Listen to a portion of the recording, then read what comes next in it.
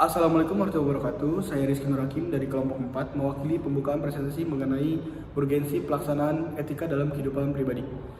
Yang pertama akan saya buka dengan kehidupan pribadi merupakan aspek penting dalam kehidupan manusia bila pelaksanaan etika dilakukan dengan baik dan benar dapat menentukan kualitas hidup seseorang.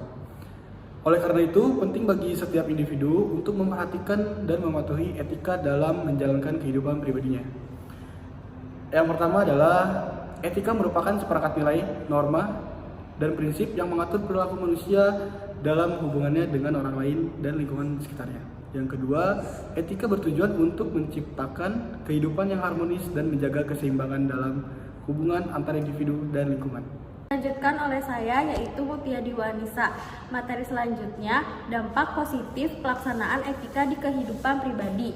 Yang pertama yaitu meningkatkan kualitas hubungan antar individu. Yang kedua, menghindari konflik dan kesalahpahaman. Dan yang ketiga, menjaga keseimbangan dan keharmonisan dalam lingkungan sekitar. Lalu ada dampak negatif pelaksanaan etika di kehidupan pribadi. Yang pertama yaitu dapat merugikan orang lain, yang kedua menimbulkan ketidakpercayaan, dan yang ketiga dapat merusak lingkungan sekitar. Etika memainkan peran penting dalam kehidupan pribadi kita, dari cara kita berbicara dan bersikap kepada orang lain, hingga cara kita memperlakukan lingkungan. Pelaksanaan etika dalam kehidupan pribadi tidak hanya penting untuk menjaga hubungan interpersonal, tetapi untuk membantu kita hidup dengan cara yang lebih bermakna dan bertanggung jawab. Saya dilanjutkan oleh Ana Siti Septia mengenai pengertian etika. Menurut Kerap tahun 1998-14, etika berasal dari kata Yunani, yaitu ethos yang dalam bentuk jamaknya berarti adat istiadat atau kebiasaan. Dalam pengertian ini, etika berkaitan dengan kebiasaan yang hidup yang baik pada diri seseorang maupun pada suatu masyarakat atau kelompok masyarakat. Etika berkaitan dengan nilai-nilai tata cara hidup yang baik, aturan hidup yang baik, dan segala kebiasaan yang dianut dan diwariskan dari satu orang lain atau dari generasi ke generasi. Dilanjutkan dengan peranan etika di kehidupan sehari-hari. Adapun peranan etika adalah sebagai moralitas. Etika membimbing tingkah laku manusia agar dapat mengelola kehidupan ini dengan lebih baik. Di samping itu, etika juga memberikan ukuran terhadap tindakan manusia di dalam tata kehidupan sehari-hari, baik antar pribadi, antar kelompok, maupun antar profesi. Ya, baik, dilanjutkan dengan saya, Arya Kusmawijaya.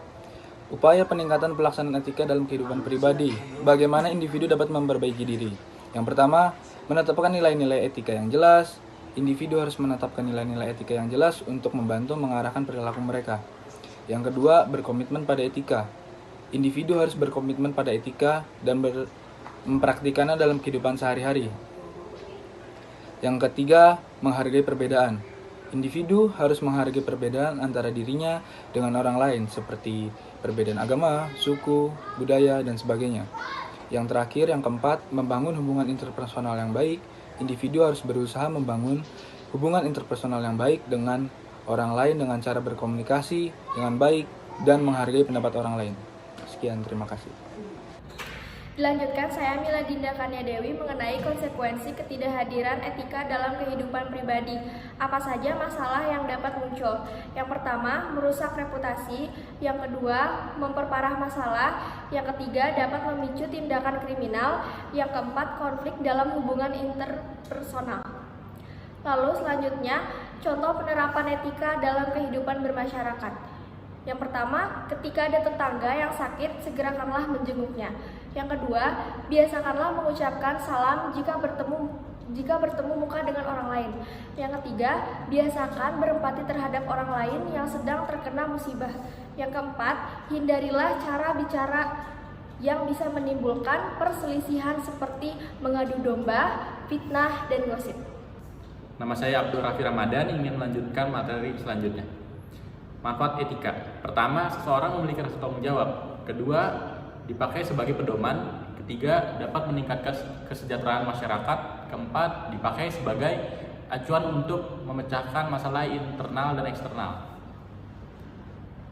Lalu kesimpulan, manusia sebagai makhluk sosial tidak dapat hidup sendiri. Manusia perlu adanya interaksi dengan orang lain dan tentunya manusia perlu bantuan orang lain. Dari paparan di atas dapat disimpulkan bahwa etika wajib kita terapkan dalam kehidupan sehari-hari. Seseorang yang beretika tentunya dapat mengontrol tutur kata dengan sesama manusia pada saat berinteraksi. Seseorang yang beretika tentunya dipandang baik dengan orang lain, begitupun sebaliknya. Sekian dari kelompok 4, terima kasih. Kurang lebihnya mohon maaf. Wabillahi taufiq wal hidayah. Wassalamualaikum warahmatullahi wabarakatuh.